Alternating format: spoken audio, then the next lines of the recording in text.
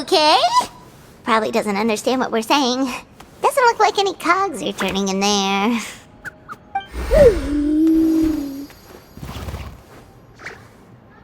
Whoops! Sorry! No offense intended! You there! You dare disrespect our elder?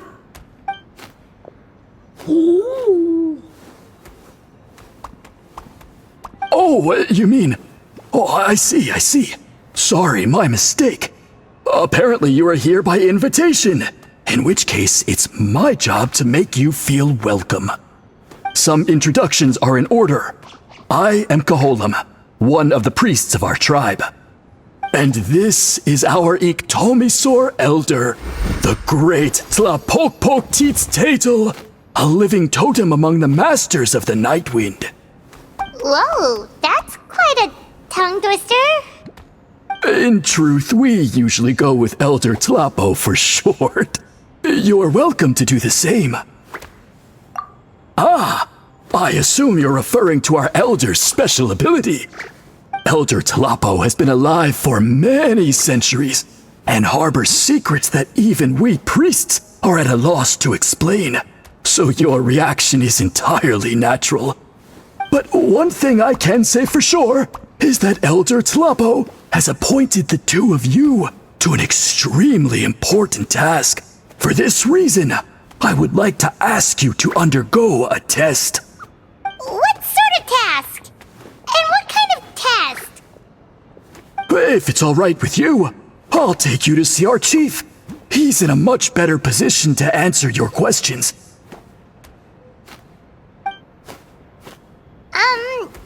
Okay, sure. Very well. Then please follow me. You can use this scroll to go directly to the obsidian altar, where the chief is. Don't worry, it's just one of the many mystical abilities of our tribe.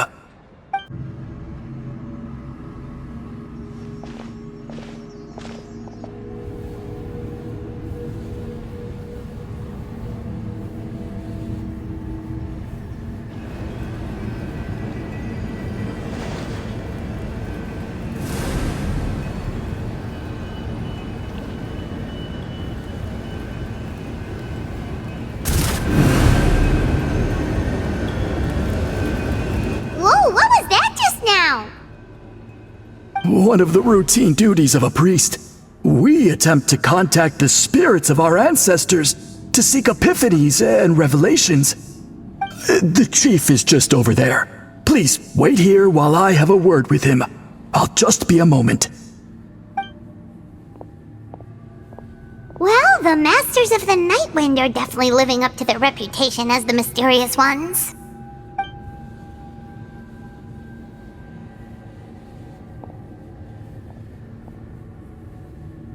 All right, I've told the chief why we're here, and now you may speak with him. Right this way. So, you two are the appointed ones. I am Chief Biram. Welcome, and thank you for your patience. So tall. Unusually so. Yes, I am aware, but I assure you, it's no cause for alarm. Oh, no, of course not. Sorry, Paimon just reacted without thinking. Ah, yes. Koholam told me about that. As outsiders to our tribe, this is probably the first you've heard of such appointments. I'm sure the whole thing seems very confusing.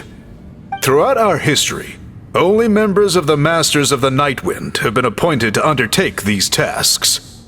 This is the first time an outsider has ever been chosen. Really? Allow me to explain.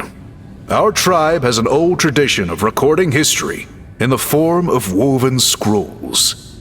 And not just our own history. We record the legends and heroic feats of all other tribes as well. It is a tradition we have observed for many centuries. We treat it as a solemn duty. However, when a major event occurs that affects all of Natlan, we record it on a different kind of scroll, used for this exact purpose. And these scrolls can only be woven by someone of the Ictomasaur Elder's choosing. When the Ictomasaur Elder senses a major change in the ley lines, it will issue a formal declaration to appoint a creator for this scroll. Whoa, so you mean... Elder Talapo sensed a ley line change quite some time ago, but had not yet designated the scroll weavers until you arrived. Okay, but just so you're aware, we don't know the first thing about weaving scrolls. As a matter of fact, that does not surprise me at all. How come? In the 200 years that Elder Talapo has held this position, none of the appointed ones have ever been experienced scroll weavers. Does that mean 200 years of major historical events have gone unrecorded? No. They all submitted scrolls in time, yet each of them claimed it was not their own work, but a gift from the spirits. Man, this tribe gets more mysterious by the second. Yes, well, that is the part that troubles me. The notion that we have to rely on esoteric things like gifts from the spirits to record historical events of such great importance. It is unsettling. Huh. That's pretty surprising to hear, coming from the chief of this tribe. I can imagine. You probably see the Masters of the Night Wind as a people shrouded in mystery, who pride ourselves on our arcane practices. But I am something of an exception. I may be the chief, but when it comes to our traditions, I am in fact a proponent of change and reform. I have dedicated my energies to deciphering the many mysteries of our tribe. In doing so, I hope to establish clearer rules that will help sustain our traditions in the future. Wow, that sounds great! So have you figured out the mystery of the gift from the spirits? Sadly not.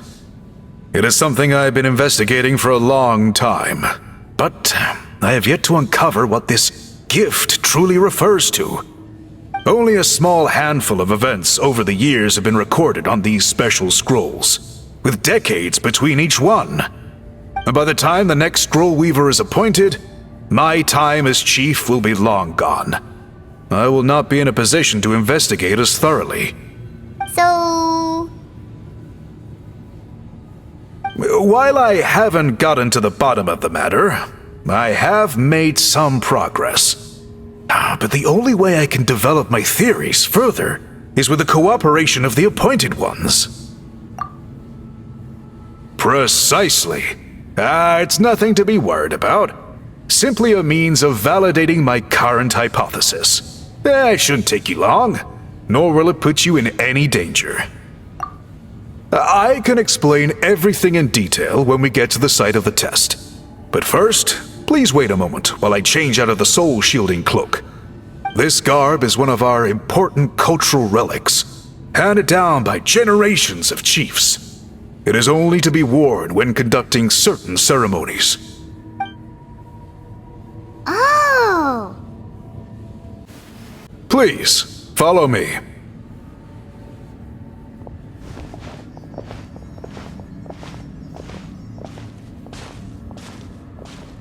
Do you see this scroll? If you touch it, you will enter a hidden space.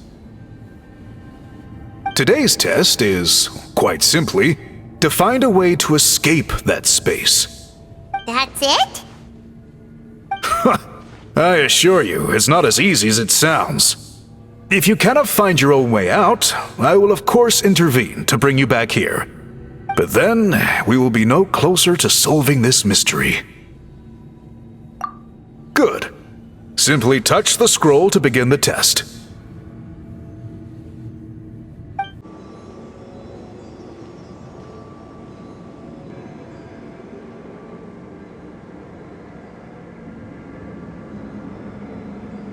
Whoa, we really did get teleported. It seems like this place is completely sealed off. Doesn't look like there's an exit anywhere. Let's take a look around and see what we can find.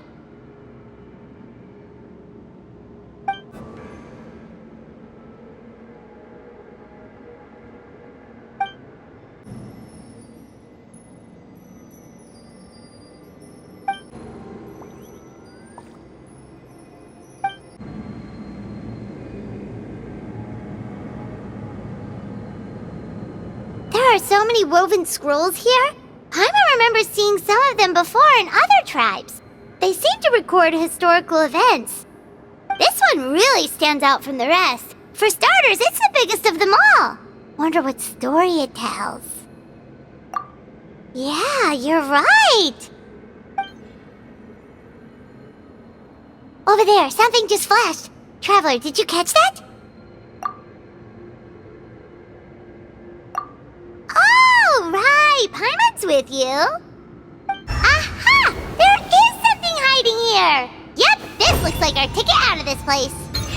Whew! We finally made it out! It is just as I thought. You are indeed capable of undertaking this mission. Yes. You saw many distinctive-looking scrolls there, didn't you? Sure did. This specific kind of scroll was left to us by our ancestors. Upon investigation, I discovered what sets it apart is the use of a color not featured in ordinary scrolls. It is a most mysterious color that most people cannot even detect. I myself had to employ special techniques to confirm its existence. Yet there are those who are born with a natural ability to perceive it. And that is why I wanted to test you. You mean... That space you just entered was an exhibition room for storing this variety of woven scrolls. Centuries ago, a great shaman by the name of Huitzilin put in place a security measure so that anyone who entered the room without permission will become trapped inside. It exists to this day.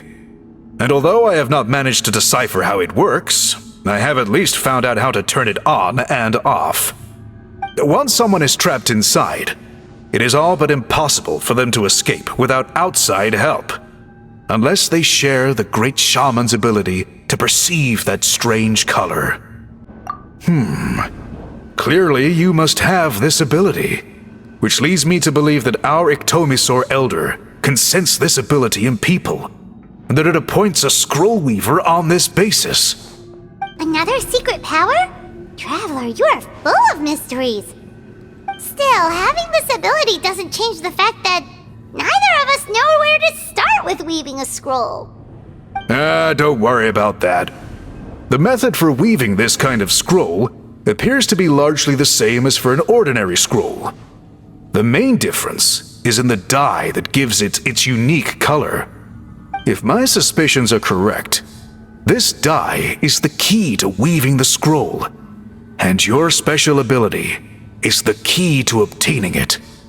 The dyeing process is also a little different from the norm, but I don't anticipate any major issues there. As long as you two can source the dye itself, I can assist with the application. Cool! We'll follow your lead!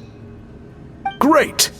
Then please use your abilities to source the necessary ingredients. And in the meantime, I will have someone prepare some fabric for test dyeing. We'll make a few sample pieces to test out my hypothesis. And if that goes well, we can begin the scroll in earnest. If you agree to help, you can expect to be handsomely rewarded once this is all over. So, what are your thoughts? Agreed, especially if there's a reward in it. What is the reward, by the way? Is it food? Paimon hopes it's food. Given the stakes involved for our tribe, I was thinking a substantial sum of mora would be appropriate. Surely that would be preferable to just a free meal. Mora works too! Anyway, how do we go about finding these ingredients? Are we supposed to just keep walking around Natlan until we stumble across them? Thankfully not. I've already identified a location where I suspect they may be found, and I've arranged for someone to guide you there. Your guide is waiting just outside. You can set off at your leisure.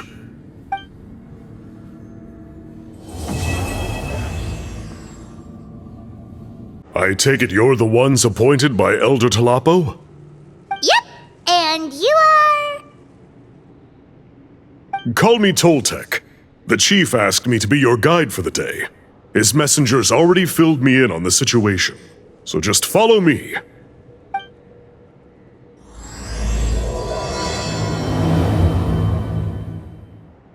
So the die is somewhere in this cave, huh? This is as far as I can take you. Only the appointed ones may proceed from here. Why's that? Kind of a long story. Apparently, there's a certain fruit that grows in this cave, the juice of which can be processed to make an excellent dye. Many years ago, our ancestors set out to make a series of ambitious works of graffiti art. They selected this cave to make them in, presumably due to the availability of the dye. However, they didn't want anyone to see their work before it was completed, and so they sealed off the entrance to control access. To bypass the seal, you have to have mastered the art of color perception, or something like that. Oh, right. Haven't we been in here before, though? The strange thing is, our ancestors never removed the seal even after they finished the graffiti art. Since it was sealed off, the only person who's been inside is the great shaman, Huitzilin, and that was 200 years ago. According to her, the artwork tells the story of a hero by the name of Kuntur. But I digress. Sorry, I'm a big fan of graffiti artwork. Once I get talking, I can go on for hours. So you're sure you don't want to come with us? I'll pass. I tried to get in once, but the seal blocked my way. I tried getting my Iktomi to clear it with its powers, but even that didn't work. I guess it's supposed to be a test left there by our ancestors. If you don't pass the test, you're not worthy of viewing their works of art. Aww. Don't worry about me, though. I wouldn't be joining you this time even if I was able to get in. Unlike our chief, I don't have the guts to challenge our traditions. This task is specifically appointed to someone by the Iktomi Elder. Who knows what bad things might happen if I got involved? Fair enough. All right, we'll try not to take too long.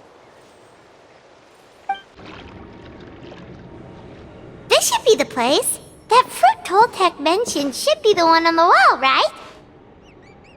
Paimon didn't notice it last time we were here. Now the only question is, which ones do we pick? Well, go ahead, try it out! You saw something, right? Whatever it was, grab it! These guys' ancestors made some real works of art here. But based on what we've seen so far, it seems like there should be more to the story. Do you think maybe there's more artwork further inside? Seems kinda strange. Oh, no need. Paimon was just thinking aloud. Toltec's waiting for us, and we have a job to do. So maybe it's best if we head out now. Let's head back and meet up with Toltec.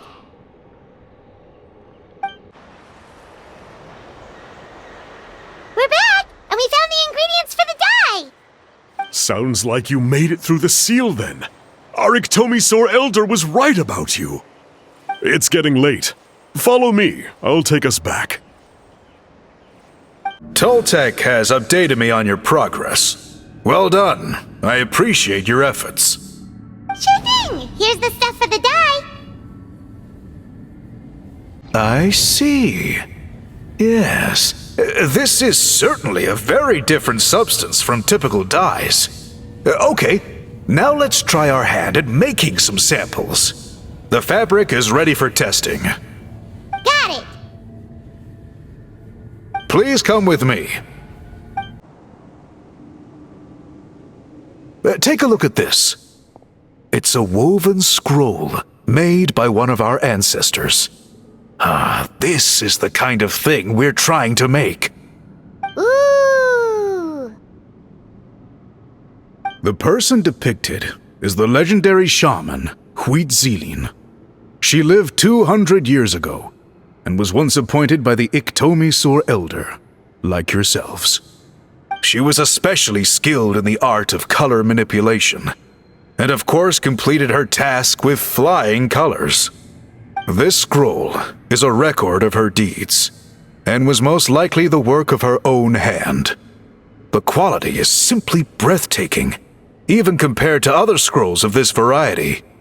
Sadly, since she passed away, all of our Iktomisor Elder's subsequent appointees have had to rely on the gift from the spirits to complete their work. That's a good way of putting it. My only quibble with your phrasing would be, it's not just me, but us. Now Paimon's getting excited.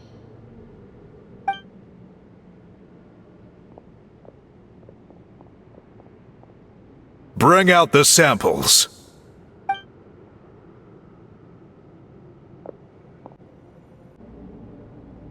Now, as I mentioned, the dyeing process is a little complicated, but I am confident you will manage. Just make sure to follow my instructions carefully. The pattern has already been sketched out on the sample, so you just need to dye each block with the correct color. But you'll need to wait for the dye to fully soak in between each step to make sure the colors don't run.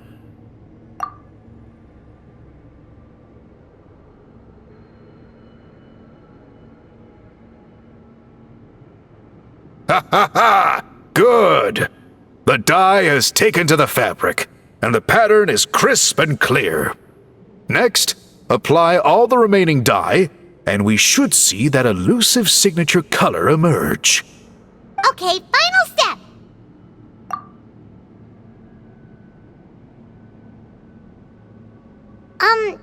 Did it work? Paimon doesn't see it. Oh, that color isn't showing up. Oh, the dyeing has failed. No, your technique was flawless. You did everything exactly as instructed. It would have made no difference if I'd done it myself. Then what went wrong? It could be the weaving technique, or maybe the dye has to be applied in a different way. Oh, whatever the case, it looks like I have failed to get to the bottom of this mystery. Sorry, Paimon wishes we could do more to help. I am the one who should be apologizing. I made you do so much work, and it was for nothing. I will, of course, honor my commitment to compensate you for your trouble, but I do hope you won't give up on this task. I plan to keep investigating, and will be sure to keep you updated with any progress. Don't worry, we're not quitters. Paimon does have a question, though. This whole process of recording history on woven scrolls seems so complicated. Why don't you just write it down instead? You said yourself you're all about change and reform. Well, this seems like a pretty good place to start, don't you think? Writing things down would be easier for everyone, and your records would be more detailed. I think you've perhaps misunderstood my philosophy, but that's okay. I can answer your question, but there's somewhere I need to show you first. Oh, sure.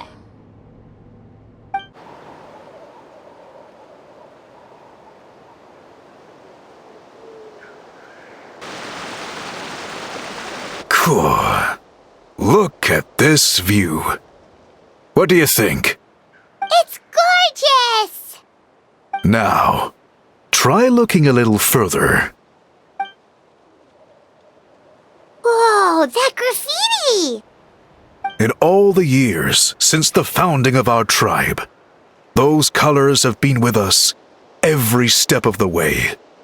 It is true that I seek to bring new life to this ancient tribe through change and reform.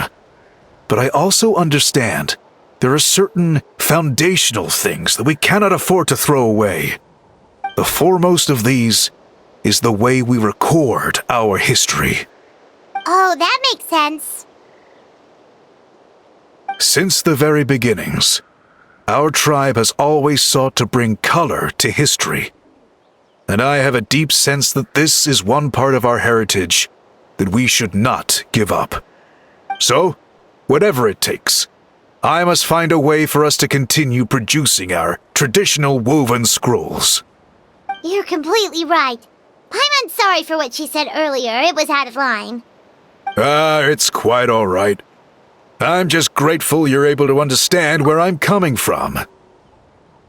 Then let us hope that when we next meet, we succeed in reviving this tradition.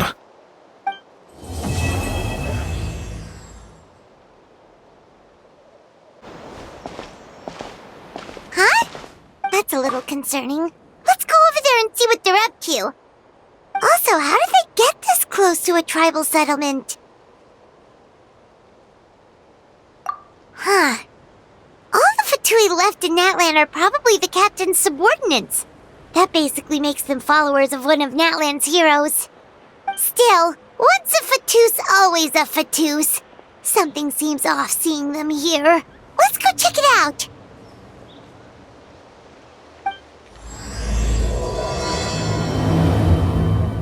Ahem! What are you guys doing here? Following orders. If you have a problem, take it up with our employer. Hey, what's with the attitude? Can the Fatui even work for a private employer? This is Grudok. I hired him to be my bodyguard in Natlan. As you can see, he's not the sociable type. I'm sorry for any offense. My original plan was to hire someone from the local tribes, but a priest recommended Grudok and his squad. I was told they were capable fighters and had the time to spare, so they fit the bill. It seems like the Fatui's reputation in Natlan is quite positive. So that's what happened. Then you must be from Fontaine? Precisely! Montluçon, at your service. I work in the publication business. And you two... Wait. You must be the traveler and her fairy companion. Oh, you know us? A golden-haired traveler with a floating companion. There's no mistake. Your exploits in Fontaine have all the makings of a best-selling series. I'd be a failure of a book merchant if I couldn't recognize you. Wow, we're really famous at this point, Traveler. It's truly my lucky day. I know this is sudden, but I was actually looking for you two. You see, I have a favor to ask. So, you chased us all the way to Natlan? That's a little creepy. You'll be generously rewarded, I promise you. Well, at least he got straight to the point. Should we hear what he has to say? All right, we'll hear your request. You know the great shaman Sitlali, right? I need her help with something. Yeah, the chances of her helping a random stranger just because we asked? Yeah, see, Lolly really doesn't like dealing with strangers. I heard about that from other members of her tribe. But they told me if one person could convince her, it would be the golden-haired traveler. If you manage it, I'll even double your pay. Oh yeah, we should definitely get to the bottom of that first. It's kind of a long story, and there's tribal history involved, so you should hear it from an expert. Alie, if you could. Of course. I don't often have an eager audience for this kind of thing. Nice to meet you. The name's Alie. I'm a researcher from the Fontaine Research Institute. Unlike most researchers, I have a keen interest in ancient ruins. That's why I was invited to join Monsieur Montluçon's team. Have you heard of the legend of the great shaman Huitzilin? Yes, according to local records, she was a color mystic who lived over 200 years ago. and the most adept in her tribe at using that particular technique. Out of all of her exploits, her most celebrated is the Battle of Seven Colors. According to legend, the battle was triggered by an abyss invasion, one of the most brutal in Natlan's history, even from a greater historical perspective. Amazingly, Natlan was able to turn the tide despite being at an extreme disadvantage. The key to victory was none other than a color Huitziline created on the battlefield. The color was extraordinary, illusory in appearance while also seeming to possess physical form. Legend has it that Huitziline used the color to construct a magnificent maze on the battlefield and trap all the enemies inside. This allowed her allies to launch a counterattack and ultimately secure victory. Anyway, that's the gist of it. We don't want to take up too much of your time. That story is the reason I came to Natlan. I often publish books about the history of other nations. They always end up faring well on the market. When I heard this story for the first time, I wanted to include it in my next collection, but historical records about Natlan aren't very detailed. We haven't been able to determine where the battle took place, or find any definitive evidence that it occurred at all. Even within the Masters of the Nightwind, people dispute the legitimacy of the story. Some believe it to be a myth. If that were the case, the story would not be fit for publication. But if you're just including it in a story collection, why does it matter if it never happened? Well, you see, the slogan for the collection is Restoring the Truth of History. Naturally, I needed to be factual. That's why I'm here. The Masters of the Nightwind are said to have a tradition of recording past events, so I wanted to consult their records. But I was refused access to the Obsidian Altar. Application after application, and all I received were a few ordinary woven scrolls with nothing to offer. Honestly, I'm just trying to promote their history, and they make such a fuss. According to my research, their scrolls are considered sacred relics in addition to historical records. Naturally, outsiders are rarely granted access. Not to mention, the scrolls we did get to review actually contain a huge amount of information. I just need more time, and I could... We've been over this, Alier. There's no need to waste time on those scrolls when we have a better way. Citlali, you mean? Exactly. You're well aware, I'm sure, that Citlali has been alive for more than 200 years. That means she lived during the era of the Battle of Seven Colors. If she agrees to be my consultant, then no other historical records are necessary. Oh, that's what you want. So, what do you say? I'll quadruple the pay if it helps sweeten the deal. Well, it's not that we don't want to help you. Oh, right. The duty the chief gave us has a lot to do with Huitziline. Who knows? The Battle of Seven Colors might lead us in the right direction. All right, we'll help you convince Citlali. Just let us do the talking, okay? Of course. So, this is where the great shaman lives? A bit far from civilization, isn't it? I hope the person who pointed us in this direction wasn't mistaken. For someone like Citlali, it actually makes a lot of sense. Is this graffiti her work too? I wonder if it's a cultural practice. If I could just copy it down, We're here for a reason, Alier. As agreed, you two can do the talking, and we'll wait for you here. Okay, we'll go knock on the door. Hopefully she's not hungover.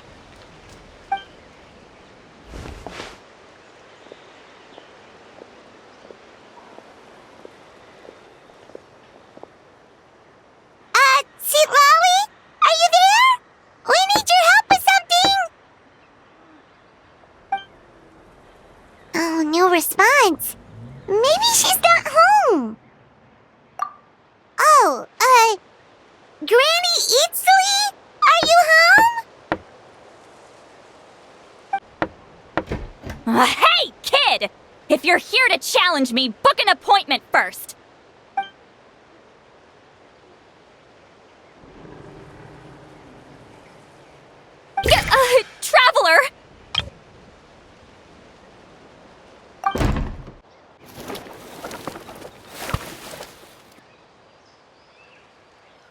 Looks like we came at a bad time. Are you still there? Just come in. We can talk inside. Well, at least we didn't get turned away.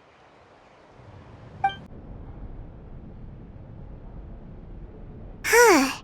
So this is where Sweet Lolly lives. I, didn't have time to fully clean up the place. Complain if you want. Menial housework means nothing to a great shaman like myself. Besides, in light novels, people who keep everything neat and tidy are always too boring to be the protagonists. Also, I'm not a hermit. I'm just above superficial rules of societal etiquette.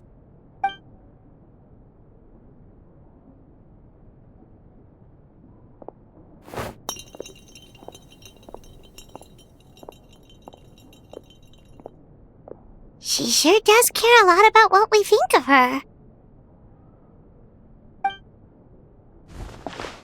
Oh, and that spell I used to transfer my senses to you, you're not still, experiencing the side effects, are you? It's my duty as a great shaman to check that kind of thing. Oh, you mean when we could hear your thoughts? Nope. It's been so long, we don't have to worry about that anymore, right? Then why do I hear the traveler's thoughts in my head? What?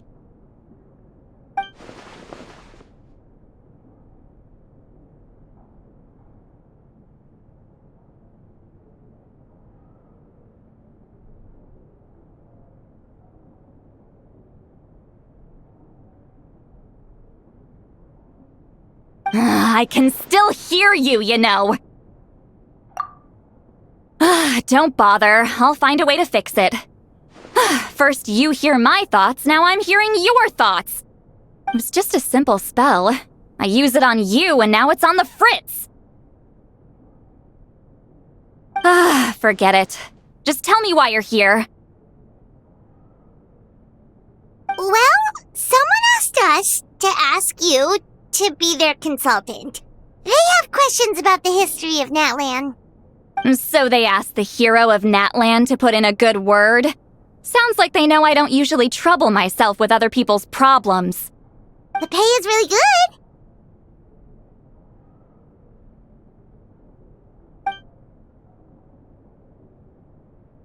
good. Doesn't matter, I'm busy. She sure doesn't look busy. Paimon knew this wouldn't get us anywhere. From you? Yeah, we were given a sacred duty to help your tribe weave a special scroll. Huh? So, you're the appointed ones this time? We were surprised too. After all, we have no idea how to weave a scroll like that. But with Chef Biram's help, we were able to make some progress. We still haven't succeeded, but we learned that the key to weaving the scroll is a special kind of color. The historical event those men want to ask about also involves color. If you help them, you might end up helping us too.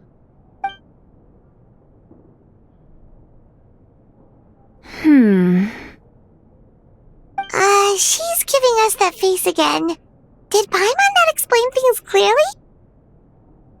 I can't decide whether this twist is completely out of the blue or if it was foreshadowed all along. Does that mean you won't help us? I need to think about it. Then there's still hope. Hey! What's the holdup? Just give us an answer already. You agreed to let us do the talking!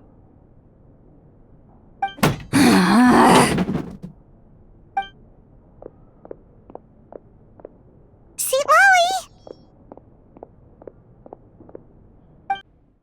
Stand down, Grudok!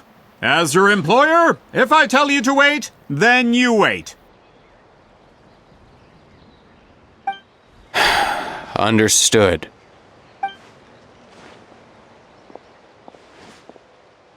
You're the great shaman who's been alive for centuries? But you're so... Apologies for the disturbance. Grudok is a recent hire, so difficult to restrain sometimes. You're lucky you didn't force Sweet Lolly's hand. Well, since you're here, how about a discussion? Do you have any idea who I am? Did you think Granny Eatsley would be fooled by your little performance? I have no intention of speaking to you. Your recent hire interrupted me right as I was about to make an important decision. Pull a trick like that again, and I'll make your lives a living horror novel, except 10 times worse. That's all I came out here to say. Whoa. Traveler, we have a discussion to finish. You live up to your name, Granny Itztli. I apologize for the offense. I'm just surprised the Battle of Seven Colors didn't pique your interest. You're investigating the Battle of Seven Colors? Ah, the Traveler didn't get to that part? Yes, I thought the Traveler could help me convince you. But, if I'm not mistaken, you have a personal interest in this matter, don't you? I heard that the great shaman Huitzilin was a friend of yours. You two must have been close. If I can resolve the controversy and prove the battle took place, I'll include it in my next collection. Then, all of Tevat will learn the truth. With your support, your friend's heroic deeds will once again be known throughout the land. Inspiring, don't you think? If this is really about that duty, then... fine. I'll help you. I'm honored. Save it. I agreed to help the Traveler, not you. You'll just have to leech what you can. Well, at least she agreed to help.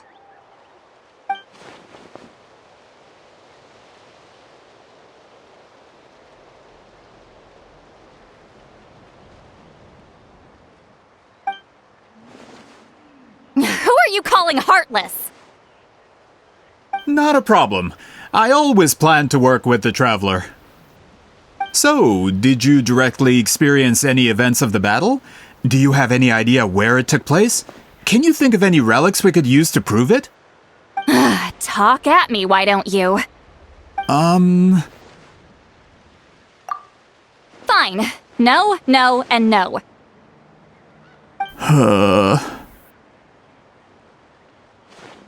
I did live during the same era as her, but that doesn't mean we experienced the same events.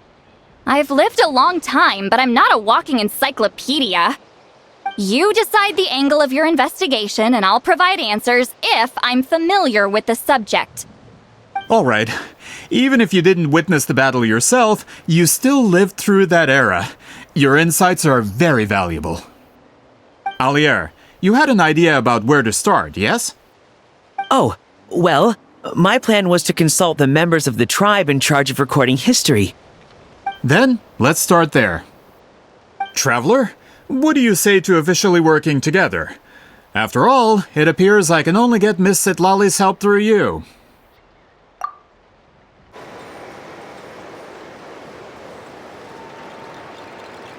You don't seem super invested in this whole thing, Sweet Lolly. The Battle of Seven Colors is something I've only ever heard about. I know as much as anyone else in my tribe. But how? Weren't you alive when it happened? I wasn't there when it took place, and she never told me about it. That's how. But Moluson said the two of you were close friends. The battle was legendary. Why wouldn't Huitzilin tell you about it? Close friends? More like arch rivals. Something Montluçon would know if he actually did his research.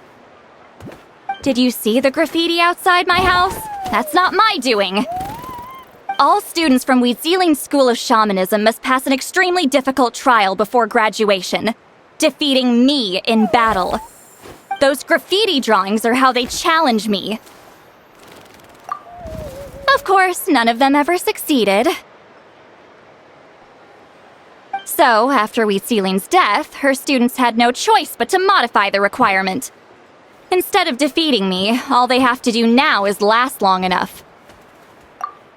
As my rival, Wheat Ceiling only had one achievement that surpassed my own, and that was the Battle of 7 Colors. I can only assume she had some kind of secret technique at her disposal. It makes perfect sense that she kept it from me. I'm a fast learner. Telling me about the technique is no different than handing it to me on a silver platter. As if she would give away her one advantage. Oh, that makes sense. Anyway, all of that is secondary. Like I said, I'm only here to help you fulfill your duty.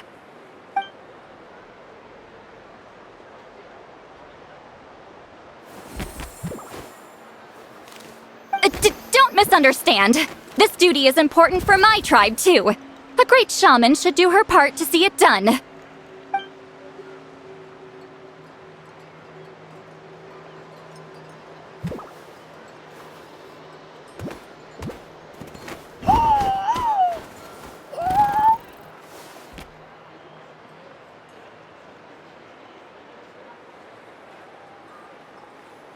Excuse you?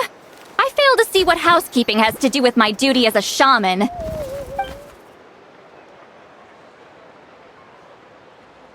Why is it that you're the one whose thoughts are exposed, but I'm still the one suffering? I need to get to the bottom of this. Excuse me, Great Shaman, but we have a situation over here. We could really use your help. Okay.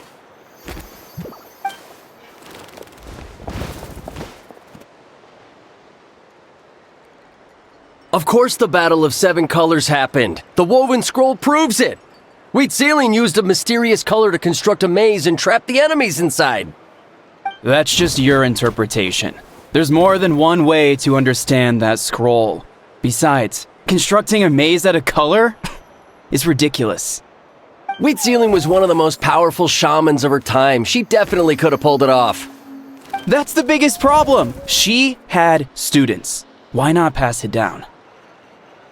A technique that powerful? And no shaman since has ever used it? Her students are keeping it a secret, of course. If you knew a technique like that, you'd be a fool to show it to just anyone.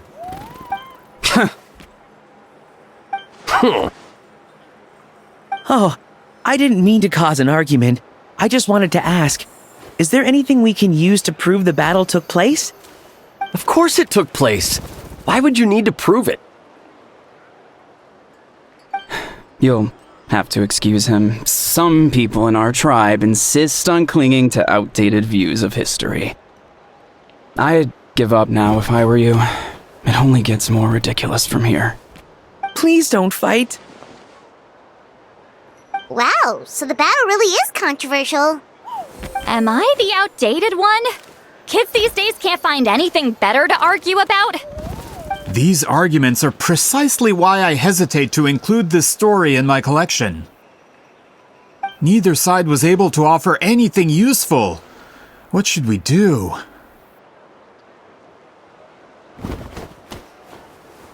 Wheat Ceiling was a passionate teacher. We were opposites in that sense. The technique she used in the battle must have been her masterpiece. There's every reason to pass it on. Still, if the technique is powerful enough to single-handedly stop an invasion, it also makes sense that her disciples would keep it a secret. We should check with the students from her school. If we can confirm the technique exists, we can deduce certain things about the battle. But as far as I know, most of the shamans from her school occupy high positions in the tribe. Not the type of people outsiders like us can speak to on a whim. Right. The obsidian altar is off limits to you. But, if I go... Is there a problem? Most of Wheat Ceiling's students are respected priests in the tribe. But that means they had to go through me. Or try, at least. I, of course, humiliated them from a young age. Those who hold the position now are the ones who lasted long enough before I wiped the floor with them. If I show up without warning, they'll run for dear life. That's not gonna get us any answers. Yeah, Paimon can see it now.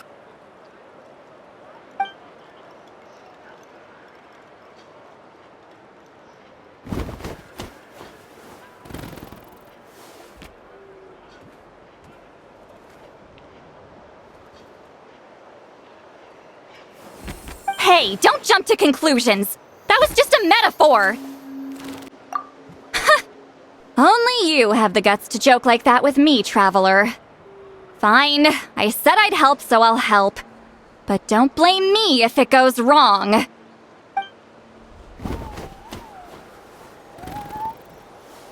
the rest of you can wait for us here. We appreciate the help.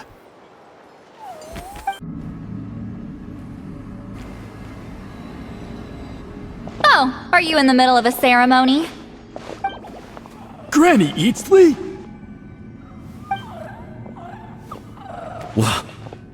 What is she doing here?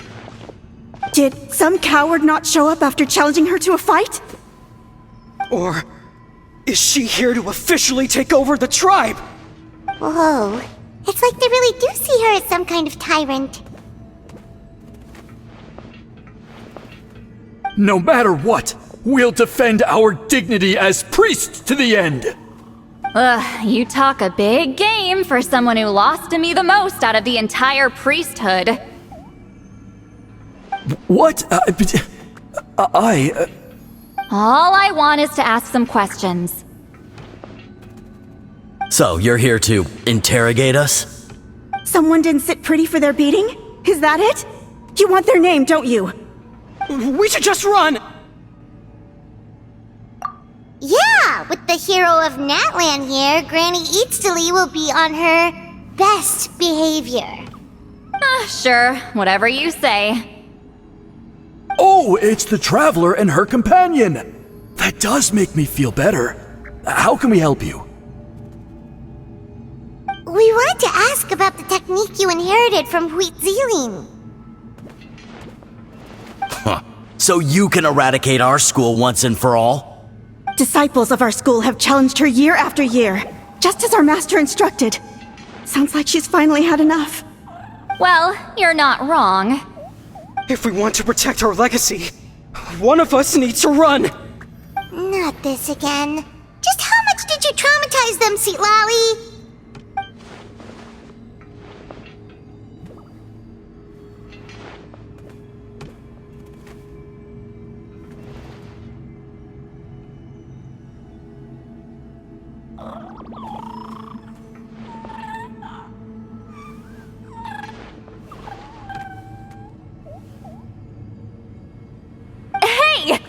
You can't just say whatever you want just because it's in your head. I'm Granny Eatsley. A mere mention of my name and kids burst into tears. Love and respect? No one has the guts for that.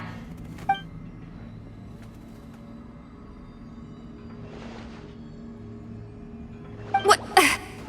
You know what? Forget about your duty. We really need to fix this mind-reading situation. Sorry to disappoint, but if you're here to question whether we're qualified to inherit our master's legacy, we're not going down without a fight. We're not getting anywhere. What should we do, Traveler?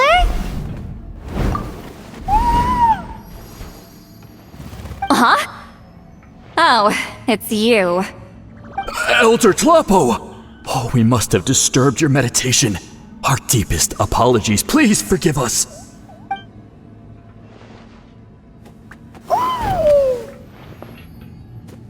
Did Elder Tlapo just issue a declaration? From what I can tell, in a single word, the message was... friend? Is Elder Tlapo telling us to treat Granny Eatsley as a friend? That's not possible, is it? Oh, you forget yourselves, my friends. You are esteemed priests of our tribe. Where are your manners? But Chief! I didn't expect to see you here, great shaman. My sincere apologies for the lack of hospitality. Well, I wasn't exactly planning to come to this crowded place. So you can save the pleasantries, Chief. I'd rather get this over with. Understood. Now, as successors of Huitzilin, I understand your friction with Granny Eatsley. However, Elder Talapo's declarations have always showed us the correct path. You would do well to respect his counsel. So, mind your manners and allow Granny Eatsley to ask her questions. Good thing Elder Talapo and Chief Biram are on our side. Hi there, Elder Talapo!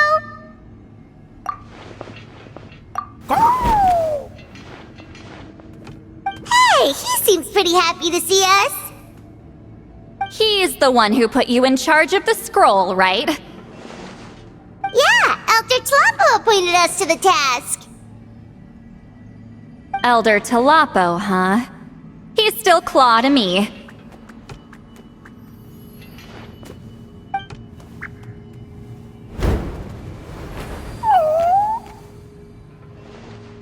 Hey, don't pull that cutesy stuff with me. You're an Iktomi Elder now. You occupy an eminent and important position within the tribe. So, you already know each other? Claw was only this big when we first met. He was Huitzilin's Saurian companion back then.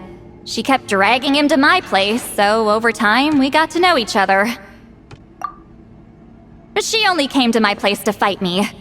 But at the same time, she always claimed to be my friend. She was the only one who dared to try, at least.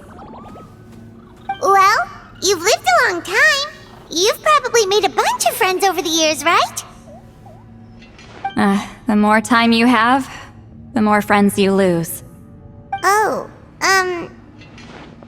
Anyway, let's get back to business. I hate talking about the past.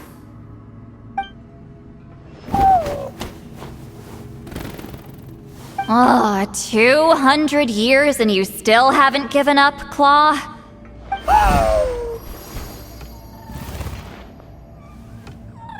I still haven't made up my mind, so you should head back.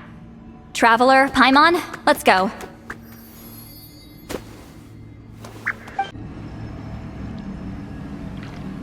Hey there, Chief Biram! Oh, wait. We haven't reached out since the last time we failed the task, huh? I'm just grateful you haven't forgotten that duty. Actually, we have good news! We found another clue! I'm all ears. It's the Battle of Seven Colors. Huitzilin's claim to fame? That sounds promising. But the battle took place hundreds of years ago. An investigation is bound to be difficult. True, but Granny Eatsley promised to help. Is that so? I've tried seeking her help in the past, but I never managed to coax her out. You should cherish this opportunity. Hey, don't complain! None of the previous chiefs succeeded either. Forgive me. That wasn't my intention. It was a comment on my own failings. Paimon said you've been trying to figure out how to weave the special scroll. It is my duty, great shaman. Why bother? The scrolls always end up completed on time. So what's the point of figuring it out for yourself? If I may, this task concerns the history of Natlan as a whole. And in many ways, history is the memory of a people. Memory is sacred to our tribe. I'm sure a great shaman understands that better than a humble junior like myself. Something this important cannot be left to baseless rumors. I know you don't concern yourself with the daily affairs of the tribe, Granny Eatsley. Even so, as a priestess, I trust you wouldn't leave something like that to chance. I get your point. Of course, the one time I wish you could read my mind, it doesn't work.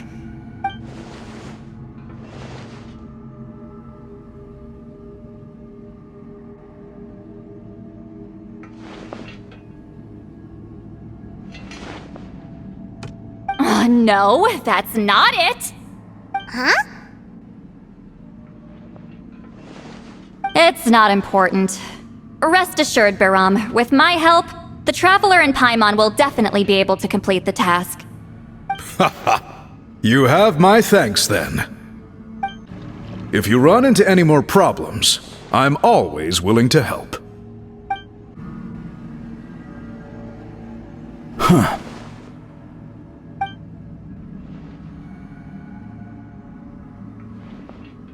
So are you here to test whether we're qualified to inherit Master Wheatselian's legacy?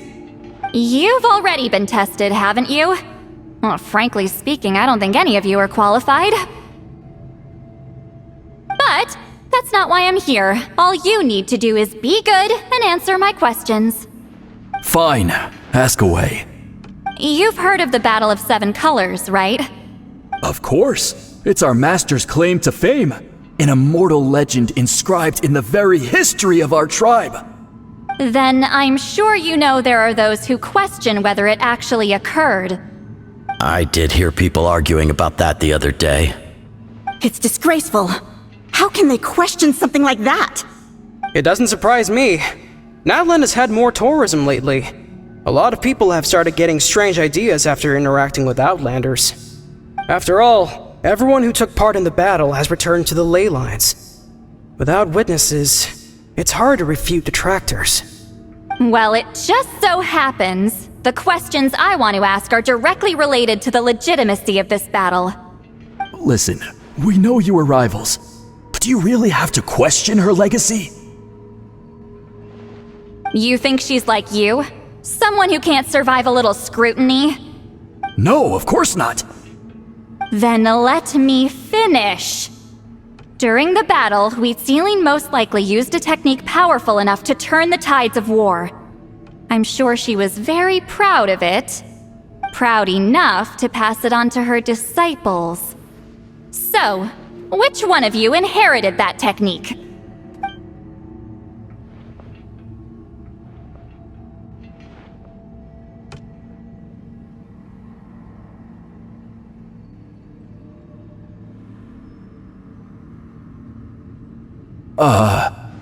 I don't think any of us have heard of it. Listen, I'm not trying to take it for myself, so be honest. With or without it, I can wipe the floor with any of you. Yeah, no objections there. But I'm telling the truth. None of us have ever heard of that technique. Gah, what's wrong with her? Why would she let it go extinct? Master's body of work is massive. No one student could hope to learn all her techniques. Mastering just a few already takes a lot of effort. Master had no choice but to recruit many students, split up what she knew into different portions, and pass it down through various individuals.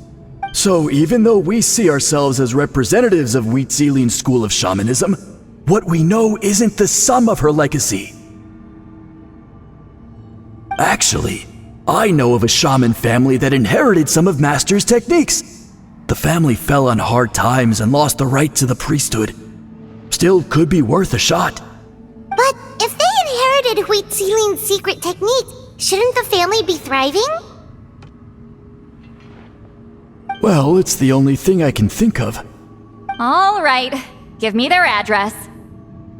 I'll mark it out on your map. To be honest, I'm not optimistic about the future of this investigation. That's because the request came from you. You don't know the power of your own words, do you? Proving the legitimacy of this battle seems more hopeless by the second. Nothing we can do about that. Well, even if our investigation ultimately proves the legend to be false, that's still a worthwhile result. Although I'm here for business purposes, I have a personal interest in this as well. I'm drawn to matters of historical truth. That's exactly why I chose to follow you, Monsieur Montluçon. Listen, I'm just updating you on the situation, not asking for your opinion. I don't really care whether you continue your investigation.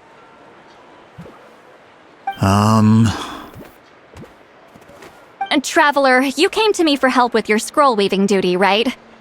You thought looking into the Battle of Seven Colors could give you answers. That's understandable. But based on our progress, I'd say this is a dead end. Instead of wasting time, you might consider taking a different approach. I'll try to think of another way to help you. Respected traveler, let's not forget about the compensation I promised. You shall have it in full. Extra, if that's what it takes. What makes you say that? Yeah, based on what you've told us so far, it kinda seems like there's unresolved tension between you two.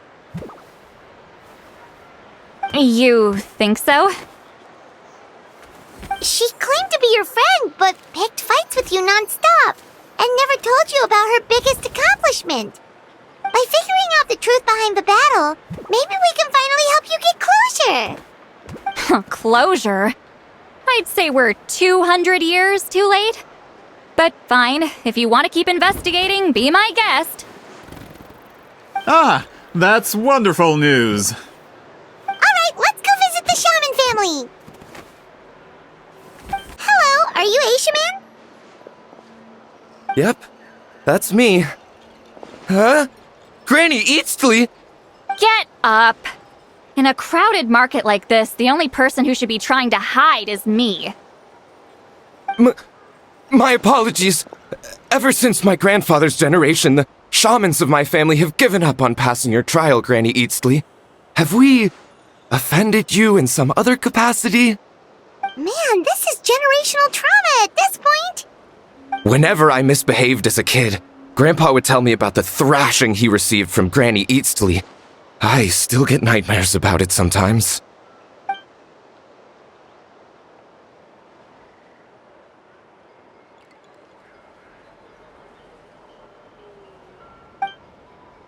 Hey, don't get any funny ideas. This was your idea, remember? Keep asking your questions. I'm going to find somewhere quiet to wait.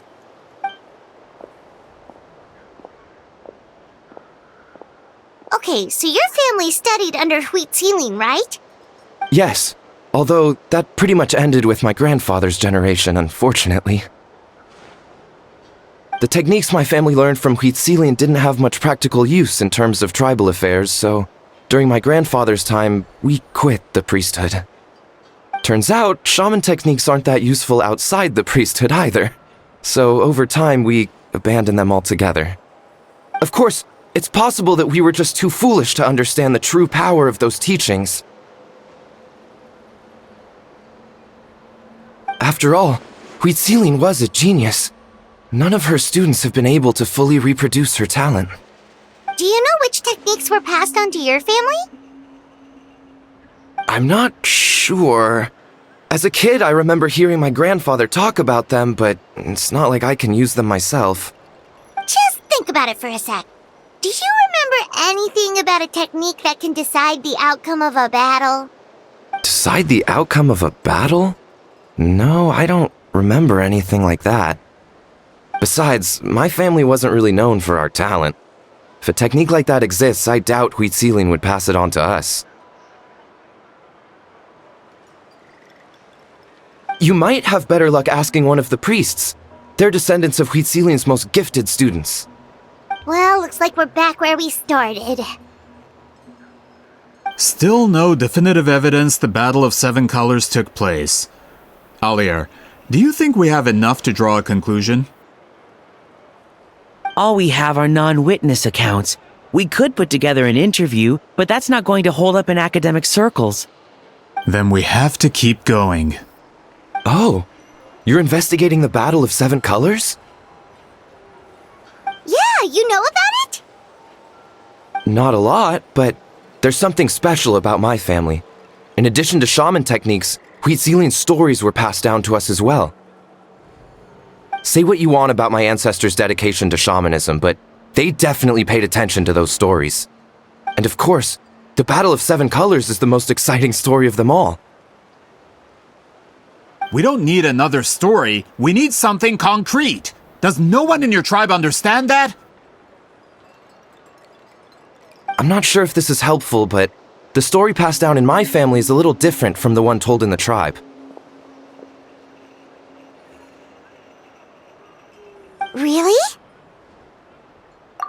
Well, it's Huitzilian's personal account of the event, so it's a lot more detailed. For example, in the version I heard, the battle took place in a location known as Chico Mostuk Cave. That means you can tell us where to find it. Have you ever been to this place? Unfortunately not. I studied maps of Natlan before we left, Monsieur Montluçon. I don't remember ever seeing such a name. Could your ancestors be mistaken, Mr. Eshemin? It's unlikely. My family may have let the shamanism side of things fall by the wayside, but we're serious about these stories. In the words of my grandfather, some things deserve to be passed down more than secret arts. If Huitzilin's version of events differs so much from the general understanding, that makes it even more likely the battle is completely made up. Yeah, that's disappointing. Oh, hold on. You mentioned the Chico Mostuk cave? Oh, yes? Can I clear something up for you? It's been more than 200 years. Huh. I never thought I'd hear that name again. What do you mean?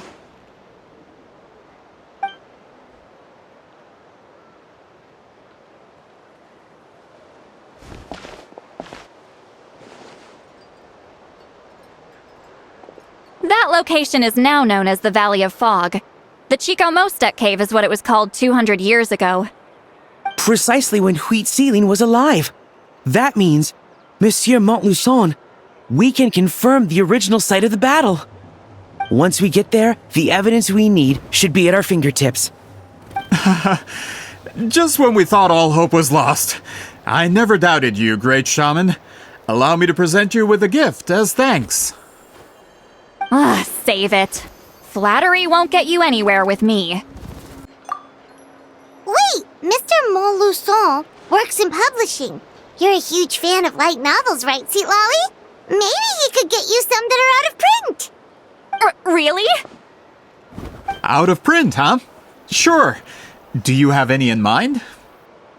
Well, if we're talking collectibles, then the first edition of Shogun Almighty Reborn as Raiden with Unlimited Power is a must. It's the first major hit of the isekai genre. Several editions have gone to print, but copies of the first edition are exceedingly rare and valuable. I see. There's also its sister work, Pretty Please Kitsune Guji. It was Yai Publishing House's attempt at gauging the new market trends. It's opened the door to a new genre after readers grew tired of isekais. The sales speak for themselves. Actually, Yai Publishing House released a limited edition not too long ago, but it's almost impossible to get. Anyway, I'll take those two. Sorry, I'm not sure I caught all that. What were the titles again? Reborn as Kitsune Guji? These two titles are among the most successful and well-known works in the entire industry. You're telling me, as someone who works in publishing, you've never heard of them? I'm a merchant from Fontaine, after all. Regarding this particular genre from Inazuma, I'm afraid I lack your level of expertise. Amateur.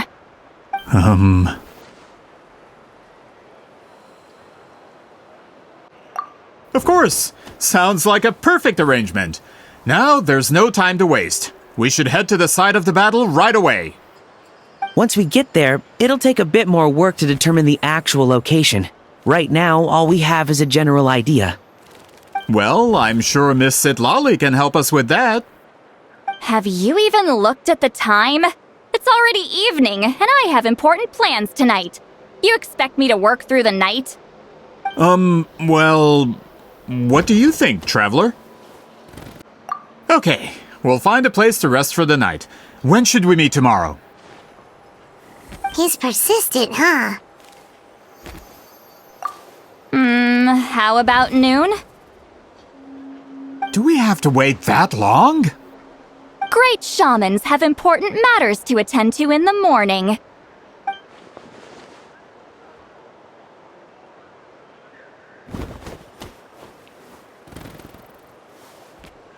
That's only because I have important tasks to complete at night.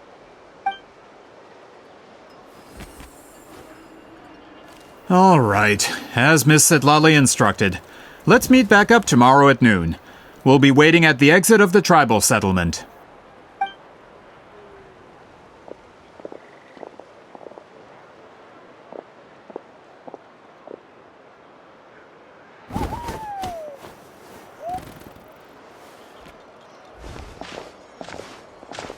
Sorry. I just wanted to ask, is Granny Eatsley satisfied with my answer? Yeah, of course. You really helped us out. Oh, good. I'm glad I didn't offend her somehow. You're really that scared of her? To be honest, Granny Eatsley almost never interacts with ordinary tribespeople like us. Everything we know about her comes from rumors. She's a powerful shaman who's lived for over 200 years. As a great hero, you're probably the only one who isn't intimidated by her.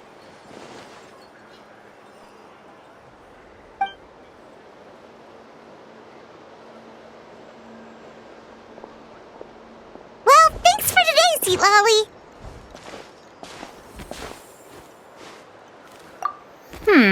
That's quite considerate of you. All right, let's grab a few drinks.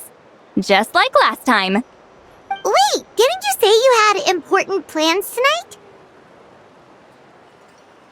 What did you think I meant? Does that mean you've gone drinking every night for the past 200 years? Now Paimon's worried about your health. No, I've had enough socializing for one day. I know somewhere quiet. We can just buy some drinks and head over.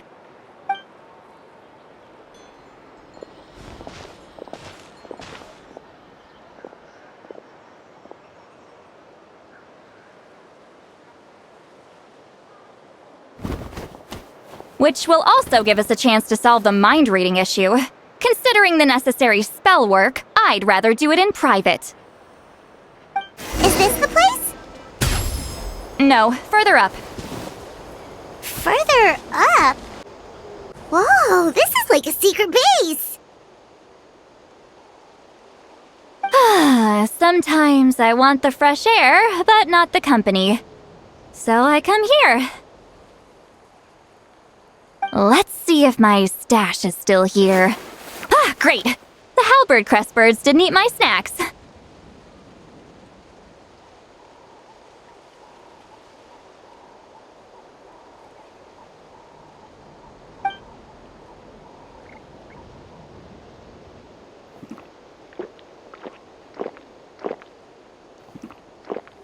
Now for the mind reading issue. Give me your hand. It might take a little longer, actually. I just need to share my senses, make a clean break.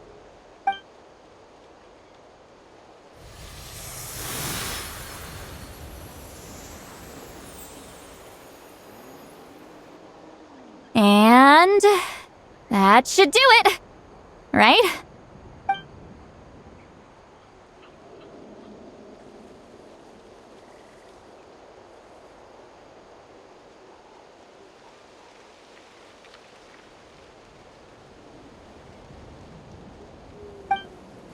You're not wrong. Hold on! Why do I still hear you in my head? Oh, did I not separate our senses completely? Maybe using my palm isn't enough? Close your eyes.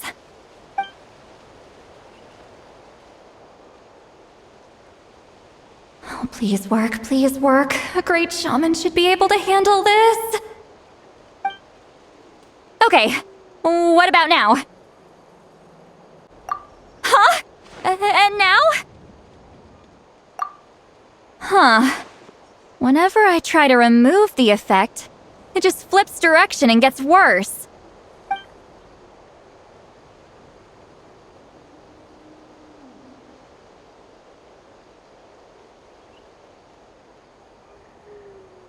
That was just to help with the spell. Ah, shoot. I still hear you.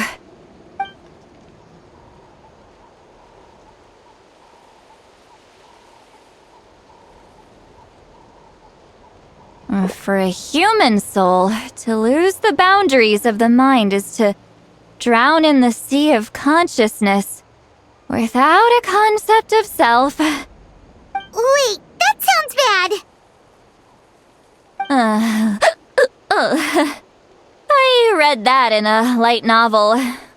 When it comes to the real world, I think it's pretty accurate. Is Sweet Lolly drunk? She's not making much sense. Anyway, we'll just have to leave it for now. Hearing the Traveler's thoughts isn't that bad, right? You should just tease her. That's what Paimon would do.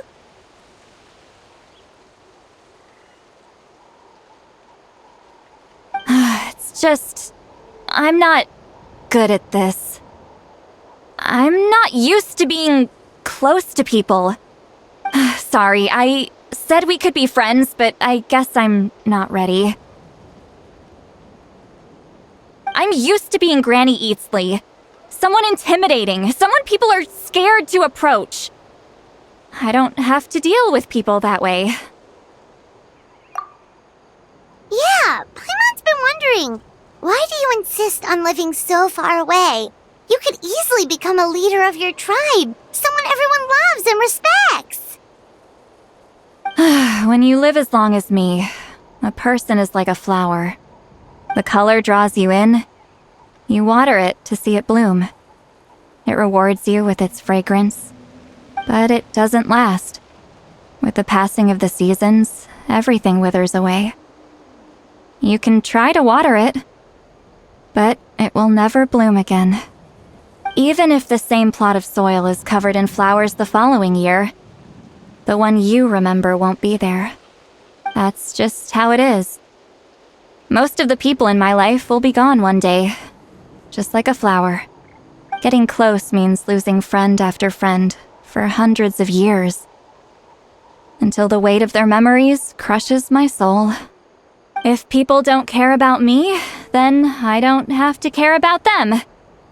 It's better if the people in my memories are nothing more than fleeting strangers. Sweet Lolly. You won't live as long as me, so you don't have to worry about that. Really? Then you should understand. Nearly everyone you know will be gone one day.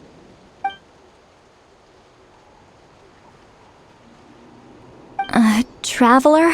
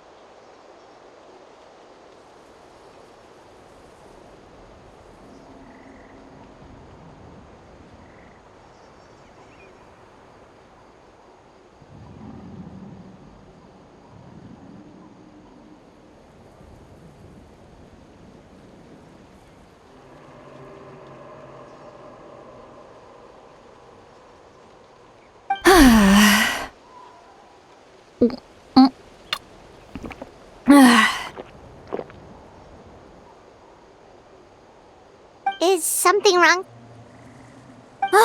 Stupid mind-reading side effect won't go away. It's not like I want to hear you complain about me all the time. Okay, she's definitely drunk. Sweet Lolly, maybe take it easy? At this rate, you might sleep past noon tomorrow. I'm not drunk. I remember everything the Traveler said. Just gotta think of a response. I'll think of something. Uh-oh, not this again. Is she asleep? I'm fine. Can get home by myself. Is she talking in her sleep or talking to us? She seems kind of out of it. Bye. Gonna walk back alone. Need some time to think. Alright.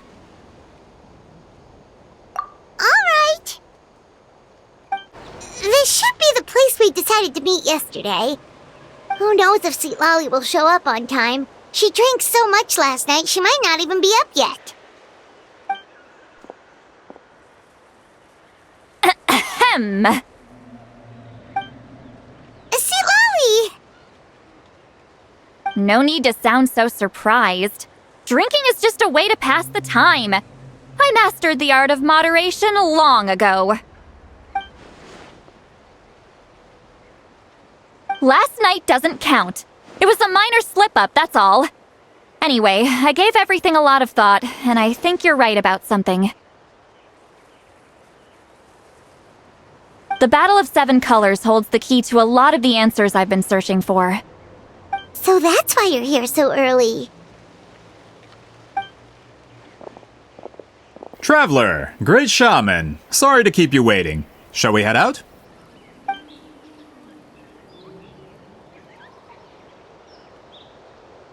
Just follow me. I'll confirm the location myself. Of course. This should be it.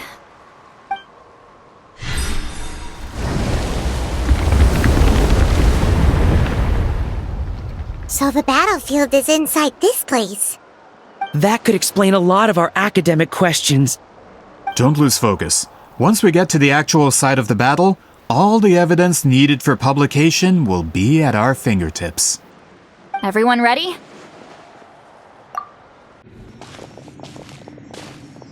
So the Abyss invaded through a cave like this? When the Abyss first began to corrode the ley lines, they took every opening they could get. All the items here should be useful for our research. You're not to touch a single one without my nod of approval. I don't support invasive excavation techniques either. Ah, of course. I'll defer to the experts on this matter. Well, shall we continue? There are weapons here from every tribe in Natlan. The battle must have encompassed the entire nation. Sounds like we're getting closer to what the legend describes. But all we can really say is that a battle took place here. There's still no evidence of any colors or some elaborate maze. Wow, you're really invested in the Battle of Seven Colors. Well, it's the reason I came to Natlan in the first place. Grudok, send some of your men to search the area. We might miss something all grouped together like this. I'd like to cover all our bases. All the bases. You got it. Don't jump to conclusions. Of course this isn't the site of the actual battle. We have to keep going. This wall is in our way! I might have an idea. Traveler, try removing that sphere. Whoa, we passed straight through! What was that? Some kind of color magic?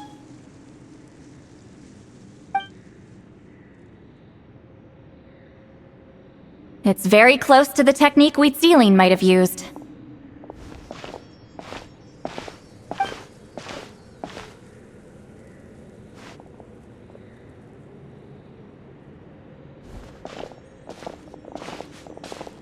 That's it? Doesn't quite compare to the scale described in the legend. Still, what a terrific archaeological find! Enough chit-chat. We should keep going. The deeper we go, the more we'll find. Hold on. If we step here, we might fall through. You mean there are traps in here? Remember how we were able to pass through the wall just now?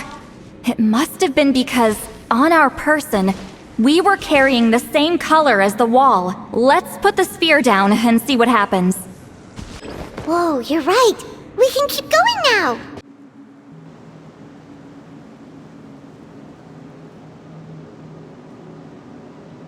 Wait, what was that? What is this place? Look! A maze made of colors. It's real.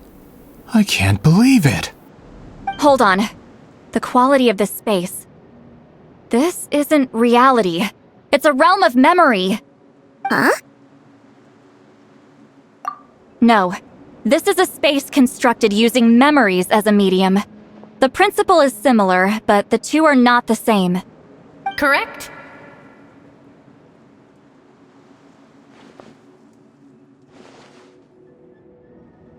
Wheat ceiling?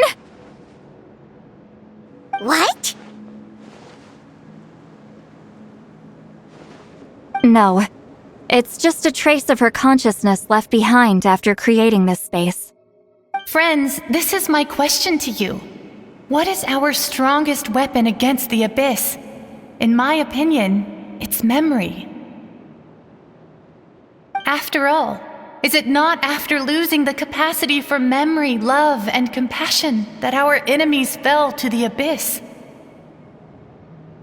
That is why, with our memories, we possess a power the Abyss cannot hope to match.